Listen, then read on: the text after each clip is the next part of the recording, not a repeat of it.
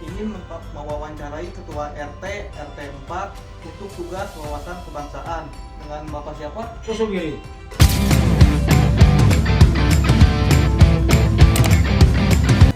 Saya ingin menanyakan apa sih yang dimaksud dengan wawasan kebangsaan menurut Bapak itu? Wawasan kebangsaan menurut saya itu adalah cara pandang kita terhadap negara kesatuan Republik Indonesia yang meliputi darat, laut, udara beserta penduduk dan kekayaan alamnya. Dan untuk apa aja sih Pak yang maksud Bapak yang untuk memaknai wawasan kebangsaan itu di era-era isu-isu yang sekarang ini kan banyak terjadi korupsi, nepotisme dan segala macam, apa yang Bapak lakukan? Ya, salah satunya adalah langkah-langkah yang harus kita laksanakan. Yang pertama adalah kita tidak berbuat korupsi ya, jujur dalam mengelola keuangan, jujur dalam kita bertindak, jujur dalam kita kerja. Itu yang pertama. Yang kedua, kita ikut serta ke dalam pemerintah untuk menciptakan lapangan kerja. Yang ketiganya disiplin dalam berlalu lintas, disiplin dalam bekerja, disiplin dalam berbuat dan berbuat dan bersosialisasi dengan warga sekitar atau dengan tetangga-tetangga kita. Itu barangkali salah satunya ya dari wawasan kebangsaan yang saya ketahui itu.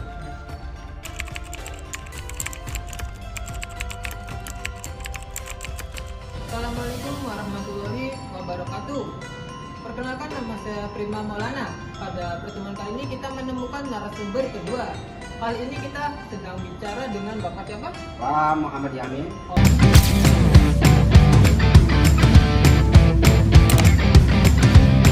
Maaf nih Pak Muhammad Yamin, Ya, kalau boleh. boleh tahu dari generasi apa? Generasi milenial. Nah, dari generasi milenial. Apa ya? Bertanya-tanya nih Boleh Pak. tentang kesiapan bela negara. Boleh. Menurut Mas Yamin ini, Ya. semisalkan nih Nah, di rumah ataupun di kantor tempat Mas Yamin Oh bekerja ya, itu boleh. ada sebuah berita hoax yang hoax, ya. diberitakan oleh keluarga atau teman. Nah, gimana menurut tanggapan dari Mas Yamin? untuk berita hoax itu kan saya sendiri nggak tahu nih berita ini hoax atau enggaknya. Makanya dari itu saya seleksi dulu berita itu, ini di cross check dulu kebenarannya, dilihat dulu berita kayak apa.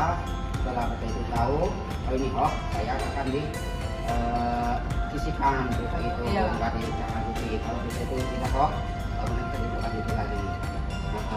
Nah, lihat dulu kebenaran berita itu dulu, di cross check dulu.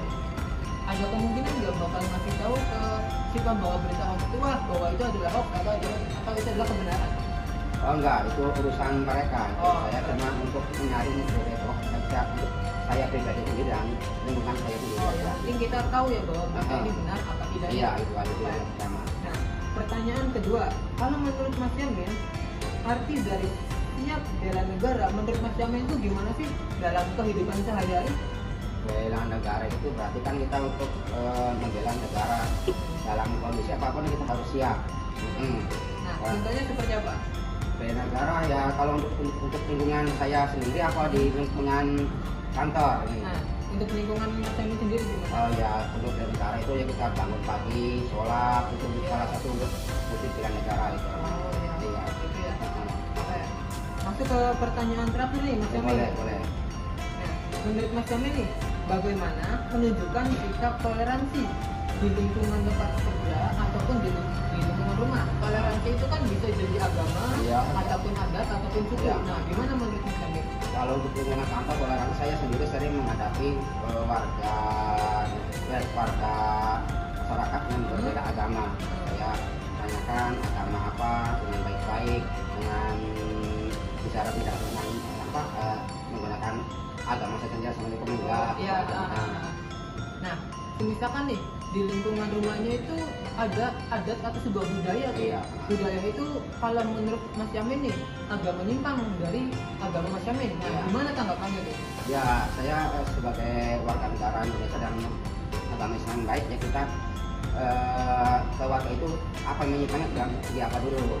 Kalau dalam segi agama saya pendekatan dulu kayak apa, kasih tahu ini ada hal yang menyimpang biar nggak terjadi konflik yang berkepanjangan.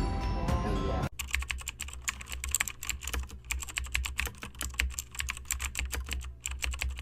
Kita akan mewawancarai generasi Z tentang kesiapsiagaan bela negara. Di sini sudah ada bersama dengan Mas Marcelio dan satunya Mas Ahmad.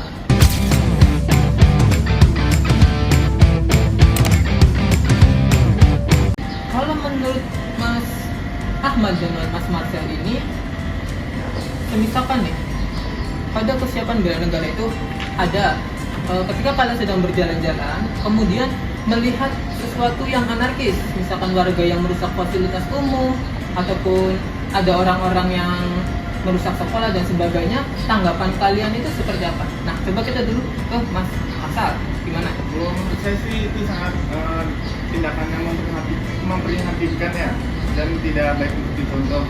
Nah, untuk itu sebaiknya kita tidak mengikuti anarkis yang seperti kayak gitu. Nah, terus juga mau ngasih tahu kepada yang lainnya agar tidak ikut-ikutan seperti itu. Oh, cukup bagus ya. Nah, kalau untuk Mas Ahmad sendiri gimana tanggapannya? Kalau misalkan dari saya pribadi, kalau misalkan memang ada tindakan anarkis itu kan biasanya tindakan-tindakan itu ada suatu penyebabnya gitu. Entah itu karena ada suatu hal yang tidak menyenangkan, baik itu seperti contohnya kayak demo gitu.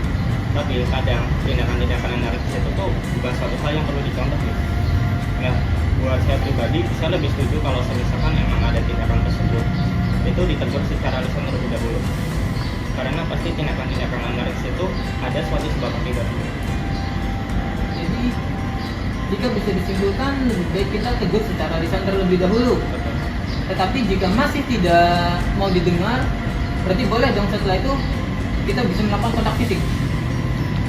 Kontak fisik sendiri sepertinya tidak disarankan gitu. Karena kan memang kita juga saling menghargai gitu. Oke.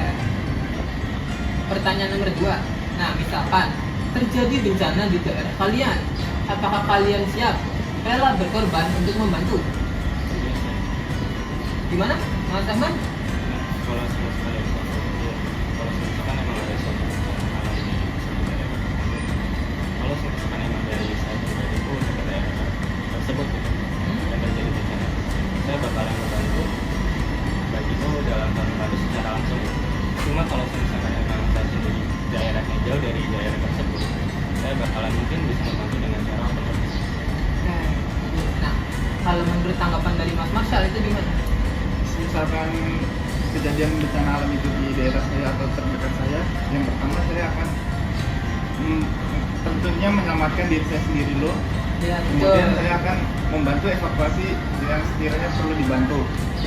Dan apabila misalnya terjadi bencana itu di luar daerah saya akan sama seperti Mas Ahmad mungkin akan melakukan open donasi atau menggait donasi lain untuk disalurkan ke bencana tersebut.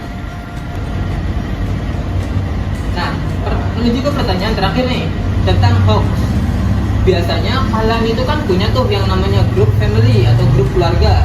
Nah, di antara grup keluarga itu pasti aja ada entah itu paman, bibi, orang tua, nenek ataupun kakek, itu kan ngasih berita-berita tuh. Entah itu berita yang aneh-aneh ataupun berita keajaiban dan sebagainya. Menurut kalian, tanggapan kalian itu seperti apa tentang berita-berita tersebut? Dan gimana solusinya? Misalkan berita yang diberikan itu tidak asli ataupun berita hoax. Nah, coba dari Mas Marcel terlebih dahulu. Kalau dari saya akan memberitahu kepada grup keluarga saya tersebut bahwa berita tersebut itu adalah hoax, dan saya akan memberikan sumber terpercayanya kayak dari ini nih ternyata hoax loh beritanya gitu. Terus juga saya akan mengedukasi kepada keluarga saya, paman atau bibi, untuk tidak mudah percaya terhadap berita-berita hoax di luar sana gitu. Kalau menurut Mas Ahmad gimana? Menurut saya pribadi, sebenarnya ini hal yang cukup umum ya sering terjadi di keluarga gitu, apalagi kalau misalkan orang tua. Nah, ditambah dengan zaman AI zaman sekarang tuh banyak sekali video-video yang bisa dibuat pakai AI gitu. Jadi sebenarnya itu video yang gak asli atau hoax gitu. Ya, saya juga pernah pengalaman kalau orang tua saya tuh emang sering nyebarin video-video yang emang itu buatan AI ataupun hoax gitu. Nah, buat saya pribadi, yang pertama saya bakalan ngasih tahu terlebih dahulu sebenarnya itu video nggak asli gitu. Nah, kemudian saya juga bakalan ngasih sumber aslinya itu yang gimana gitu. Jadi intinya saya bakalan ngasih tahu terlebih dahulu dan mengedukasi gimana nyaring suatu informasi itu supaya tidak dibodohi oleh informasi-informasi yang hoax.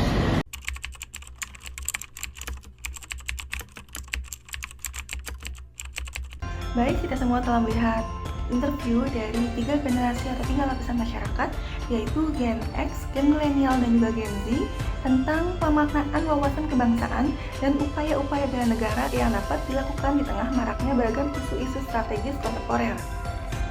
Kelompok kita telah menganalisa dan juga memberi kesimpulan dari ketiga interview tersebut. Saya akan menyampaikan analisa dan juga kesimpulan dari hasil interview 3 generasi tersebut. Yang pertama yaitu ada generasi X. Analisa yang kita dapat yaitu generasi X menunjukkan pemahaman wawasan kebangsaan yang bersifat struktural dan normatif serta memiliki sikap proaktif dan bertanggung jawab terhadap isu kebangsaan.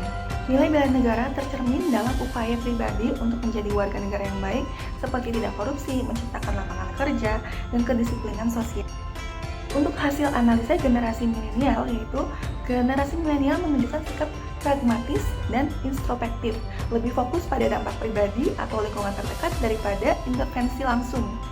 Konsep bela negara mereka lebih simbolik dan personal dibanding struktural, seperti melalui kehidupan disiplin dan spiritual. Ada kecenderungan menghindari konfrontasi langsung yang bisa dilihat sebagai cara menjaga harmoni, namun berpotensi mengurangi keaktifan sosial dalam konteks kebangsaan.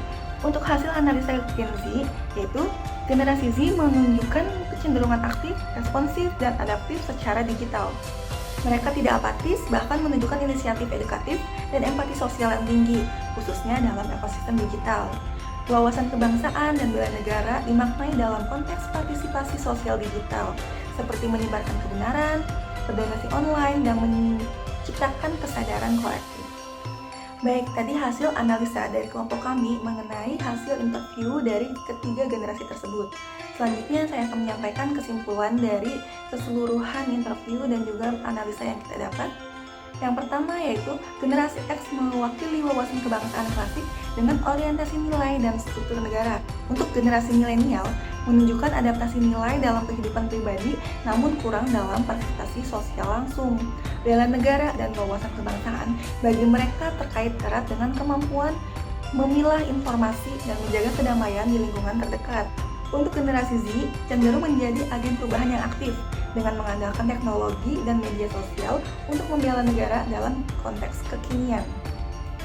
Baik, sekian untuk hasil analisa dan juga kesimpulan yang kita dapat dari hasil interview yang sudah dilakukan oleh 3 generasi yaitu Gen X, Gen Milenial, dan juga Gen Z.